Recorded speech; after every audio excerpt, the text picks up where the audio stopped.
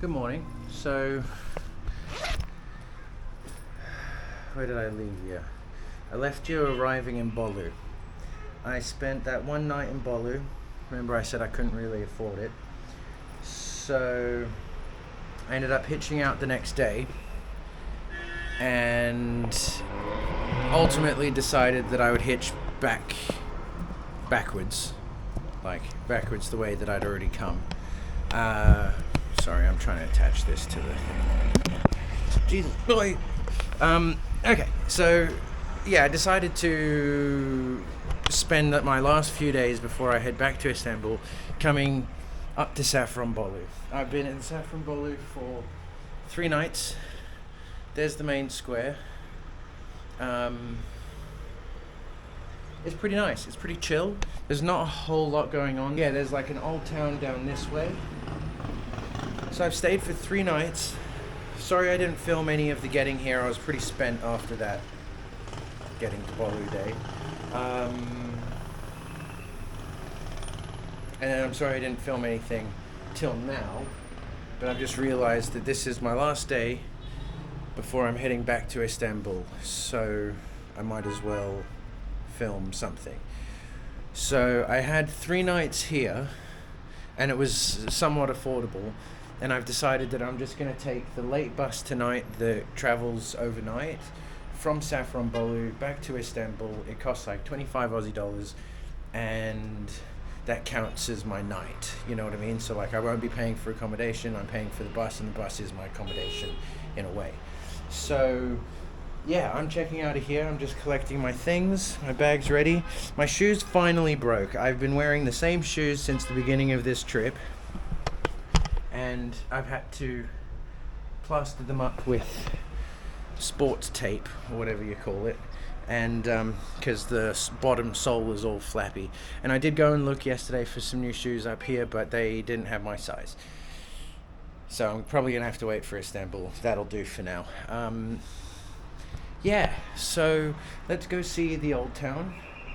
I have wandered around, and yeah, like I said, there's not like a whole lot to do or see, but it's pretty nice overall. There's a fantastic burger place that I'll probably go to for dinner. So yeah, checking out now. The hotel's going to hold my bags. I'm going to come back and get them at like 10 p.m. It's now midday, and I'll walk down to the bus station, and then there's a bus that goes from 11:30 till probably about 6 or 7 in the morning tomorrow morning, and I'll be in Istanbul, and I'll go and check into the Airbnb where we're staying for like the next 3 weeks basically. So come along. It's the last day of the hitchhiking journey.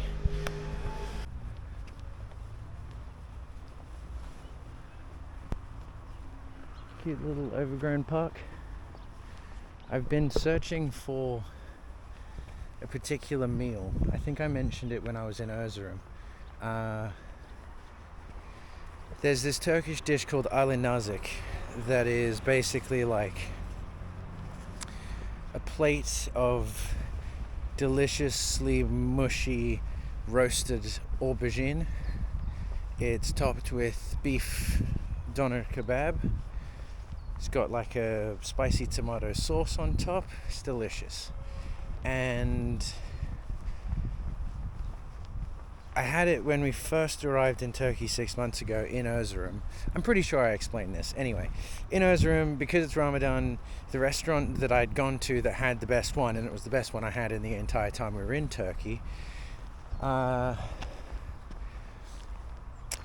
I went there, and because it was Ramadan, their menu was just a Ramadan menu. So unfortunately I couldn't have Ali nazik. Anyway, so I was searching here these last couple of days, these lazy days that I've had, to try and find somewhere here in Safranbolu that had Ali nazik. And there was a place called, on the map, Jordan Et, and like the second thing on their menu was Ali nazik. I was like, yes, okay, cool. And so I came down to it, and it's in that building there, and I came quite late. It was probably like 8 o'clock already at night, and there was like 3 guys in there, and I was like, "Are you guys open?" And they're like, "Yeah, we're open."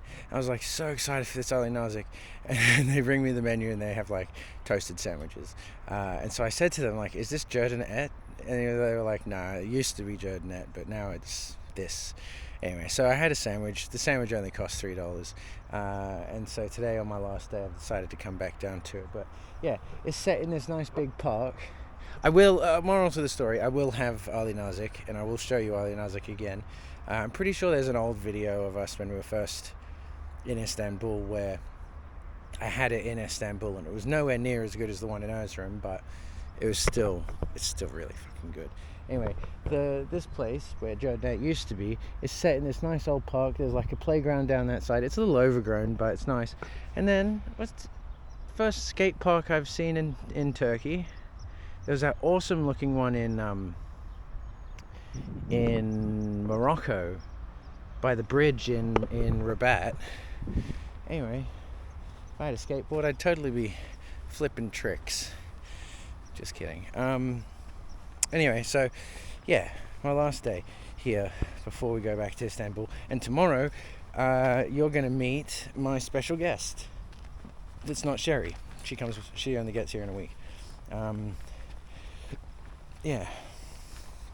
I told you that too before, but basically someone's joining us, and they'll be traveling with us for the next 2 months or so, 2.5 months, through a few new countries a couple of old ones like Turkey, like ones that we've been to in the past year. But yeah, they kind of are coming with us for a bit, and it's going to set in motion sort of part 2 of this journey. Part 2, the second half of this journey. Yeah, in my head I kind of break up the entire trip as like part 1 being East Asia and Korea and Japan, part 2 being Central Asia, Kazakhstan, Tajik, all that. Part 3 being Caucasus and Turkey, so let's say Azerbaijan, Georgia, Turkey, first round Turkey. Part 3 being Eastern Europe with Greece, Bulgaria, Macedonia, Albania. Part 4 being the expensive bit with Rome and the Spain and Portugal road trip. Part something being the North Africa. Part 6 being the hitchhiking. Part 7 being this new section that's about to take place. So stay tuned. We're still traveling for a while, and there's lots of exciting things happening. I apologize today if we don't actually get to see much of SAFRANBOLU, because I've just seen that my battery is just about dead. He's on red bars, but I'll walk around, I'll show you some stuff. This is the little back streets part of it. The main square's up there to the north, up the hill a bit, and the old part's sort of down this way. Anyway, see you soon.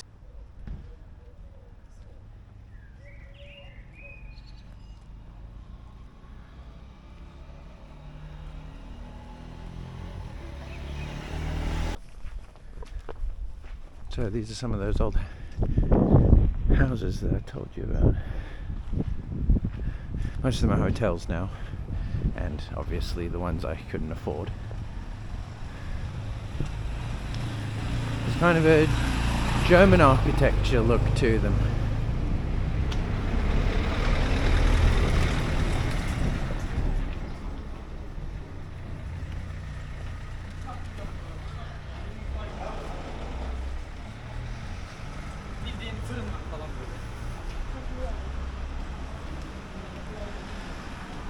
And just there, that's one of the big mosques. There's a bigger one on the newer side of town, but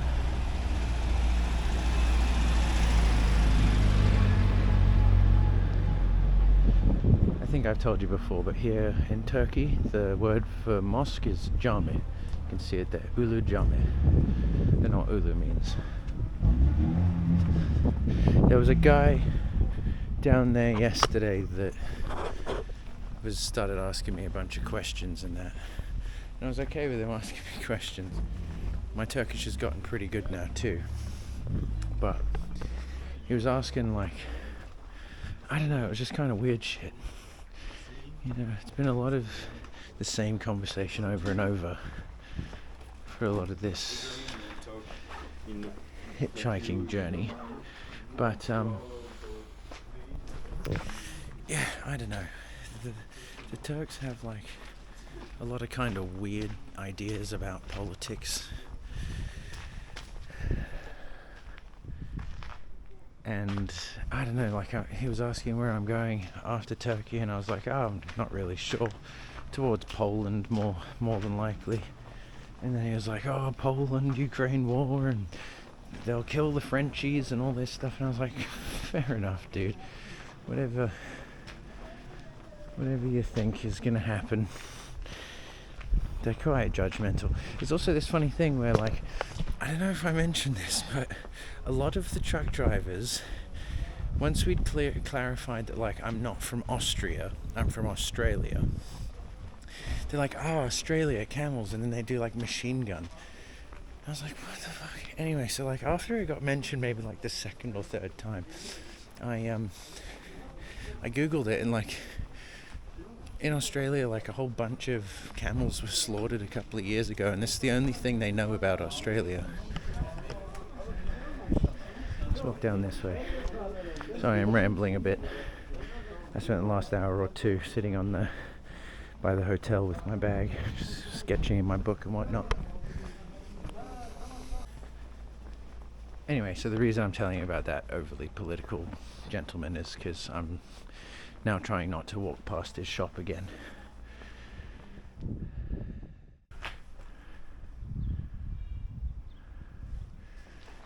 Yeah, like, okay, these brick ones not so much, but the ones with the white and the you know, matching windows and whatnot, kind of looks a little German. And like the one there in the distance, you can see, looks a bit German to me. Wouldn't want to get caught saying that to a Turk. They'd freak the fuck out, frankly. But yeah, it's pretty quaint. Pretty quaint. And I'll walk around. The sun's setting now. I'll walk around. There's like, I found this spot. I think I'm gonna have to go past that guy's shop no matter what. Let's see, like I said, a lot of them are hotels. Oh, I might skip him, I'm not sure. Yeah, there's like a little bit over here somewhere where you can look down and you can see all of the old town. Oh, that's a lot of cats there. I hope they don't mind me filming in their garden. Oh, there's like 10 cats in there. I feel weird filming in their garden with their laundry up and all that. Okay, I might put you away so I don't get caught in, because he was like, he wanted to introduce me to everyone, and like, yeah, I don't really mind that, but at the same time, like, I don't speak your language, pal, just leave me alone. Oh, maybe I can duck this way. Another little mini mosque. Oh yes, I can go this way. I love all the old windowsills and, what do you call that, the little window doors. No, it's not the word, but where the windows have the little flaps on the outside. They're window shades, but like, they're not just shades. I don't know. I'm talking absolute shit today, sorry.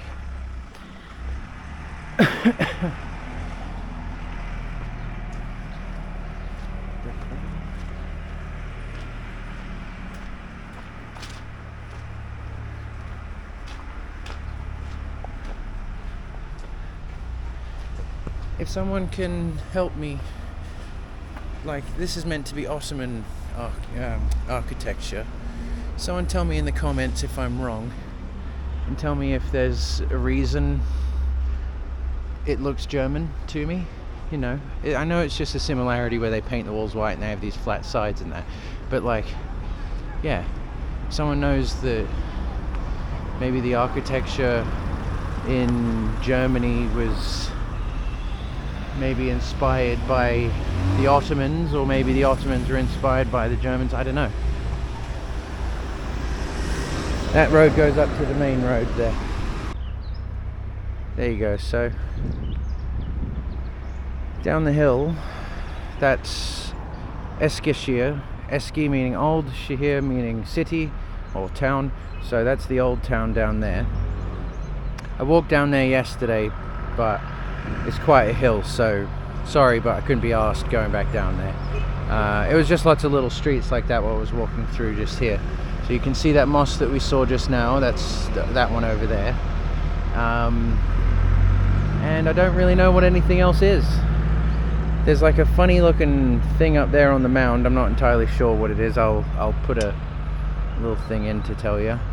But yeah, this is quite a special little, it's a lot quieter and it's a lot calmer, and seemingly a lot more historical.